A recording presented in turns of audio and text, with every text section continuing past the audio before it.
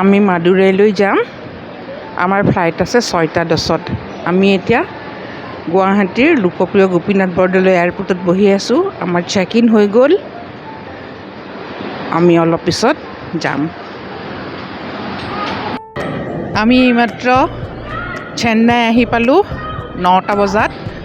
এতিয়া আমি ইয়াতে কিছু সময় ৰ'ব লাগিব। ইয়াৰ পৰা আমাৰ ফ্লাইট আছে 1:30 বজাত মাদুৰাইলৈ। মাদুৰাইত থাকিম আজি আমি। তাৰ পৰা আমি মাদুৰাইৰ পৰা আমি ৰামেশ্বৰম যাম। ৰামেশ্বৰমৰ পৰা আমি কন্যাকুমাৰী যাম।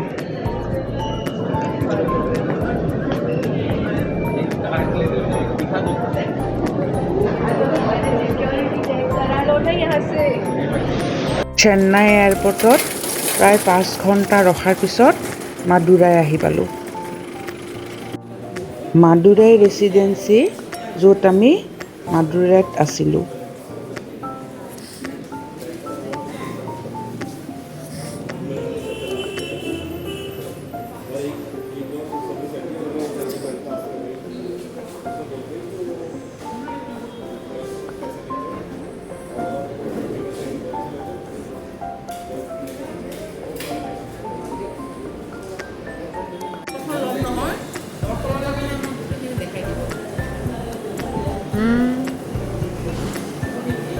कॉलेज हाउस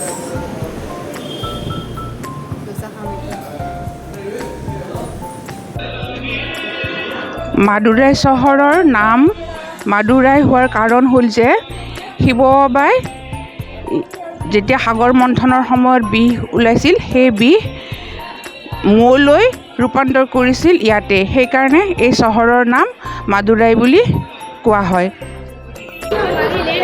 আমি মীনাক্ষী টেম্পল আহিছোঁ। এইফালেদি এনেকৈ যাব লাগিব। চেণ্ডেলবোৰ সেইফালে ডিপ'জিট কৰিব লাগিব, চেণ্ডেল আৰু মোবাইল। এইটো ৰাস্তাৰে আমি যাম। প্ৰথমতে এইফালে সোমালোঁ এনেকৈ। এতিয়া গৈ আছোঁ মন্দিৰলৈ বুলি। এয়া মীনাক্ষী টেম্পল। অলপমান ওপৰলৈকে দেখাব পৰা নাই মই। ভিতৰত যিহেতু মোবাইল নিব নিদিয়ে, মোবাইল থৈ যাব লাগিব, সেইটো কাৰণে মই এইখিনিতে অকণমান ভিডিঅ' কৰিছোঁ। আমি আজি আহিছোঁ মাদুৰাইত অৱস্থিত মীনাক্ষী মন্দিৰলৈ। মীনাক্ষী সুন্দৰেশ্বৰ মন্দিৰ বুলিও কোৱা হয়। ইয়াৰে পাণ্ড্য বংশৰ ৰজা আছিল মল্লধ্বজ আৰু ৰাণী আছিল কাঞ্চনমালা। তেওঁলোকৰ সন্তান নাছিল।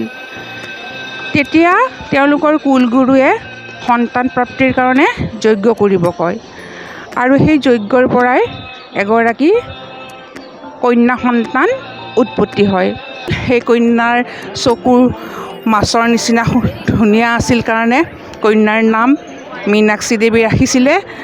তাৰপিছত কন্যাৰ এটা বৈশিষ্ট্য বা বিশেষত্ব আছিল, তেওঁৰ বক্ষত 3 স্তন আছিল। তাৰপিছত দৈৱবাণী হৈছিল যে তেওঁৰ যিজন উপযুক্ত বৰ হ'ব, সেই উপযুক্ত বৰৰ সন্মুখতে তেওঁৰ সেই স্তন বিলুপ্ত হ'ব। তাৰপিছত ৰজা ৰাণীৰ চিন্তা হ'ল বহুত।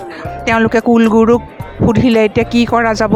কুলগুৰুৱে ক'লে, তোমালোকে কন্যা সন্তানটিক এজন শক্তিশালী সন্তান বুলি তোমালোকে ডাঙৰ দীঘল কৰা, তুলি তালি দিগ্বিজয় কৰিব তেওঁ। সঁচাকৈ মীনাক্ষী দেৱীয়ে দিগ্বিজয়ৰ কাৰণে ওলাল, আৰু দিগ্বিজয় কৰিলে। তেওঁৰ ইচ্ছা আছিল কৈলাশৰ প্ৰতি শিৱৰ লগত যুদ্ধ কৰিবলৈ। তাৰপিছত শিৱও আহিল যুদ্ধ কৰিবলৈ। শিৱৰ লগত যুদ্ধ কৰিব খোজোঁতেই তেওঁৰ সঁচাকৈয়ে স্তন যি আছিল সেয়া নোহোৱা হৈ গ'ল, আৰু তেওঁ তেতিয়া গম পালে যে এয়াই তেওঁৰ কাৰণে হ'ব লগা বৰ। আৰু সেই শিৱই তেতিয়া ক'লে তেওঁক যে তেওঁৰ লগত পানী গ্ৰহণ কৰিব, অৰ্থাৎ বিবাহত বহিব। আৰু শিৱই তেতিয়া সোম সুন্দৰ বুলি দৰা সাজি আহিল, আৰু শিৱৰ লগত মীনাক্ষী দেৱীৰ বিয়া হ'ল। মীনাক্ষী দেৱীৰ বিয়াত বিষ্ণুৱে ককায়েকৰ দায়িত্ব সম্পন্ন কৰিছিলে, আৰু সেই বিয়াখনত ত্ৰিভুৱনত যি আনন্দ আছিল সেয়া সঁচাকৈয়ে আমিতো কি বুলি ক'ম আৰু নাজানো। সেয়া চাগে কি বিবাহ আছিল আৰু আমি আমাৰ ভাষা নাই ক'বৰ কাৰণে। এই মন্দিৰক মীনাক্ষী সুন্দৰেশ্বৰ মন্দিৰ নামেও জনা যায়। তেওঁ যেতিয়া শিৱৰ লগত যুদ্ধ কৰিব গৈছিল, তেওঁ যুদ্ধ কৰিব পৰা নাছিল। তেতিয়া তেওঁৰ সাৰথি সুমথিয়ে কৈছিল যে এয়াই তোমাৰ দৰা, কাৰণ দৈৱবাণী হৈছিল যেতিয়া তুমি তোমাৰ উপযুক্ত বৰৰ সন্মুখত থিয় হ'বা, তেতিয়াই তুমি সাধাৰণ নাৰী হিচাপে পৰিচিত হ'বা। এয়াই মীনাক্ষী দেৱীৰ পৌৰাণিক কাহিনী। ধন্যবাদ।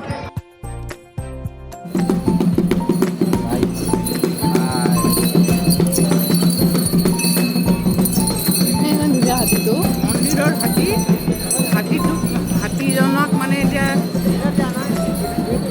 দৰ্শন কৰাইছে ৰাইজক, আৰু পিছত সেয়া শিৱক যাত্ৰা কৰাইছে। দেখা পালোঁ এইটো।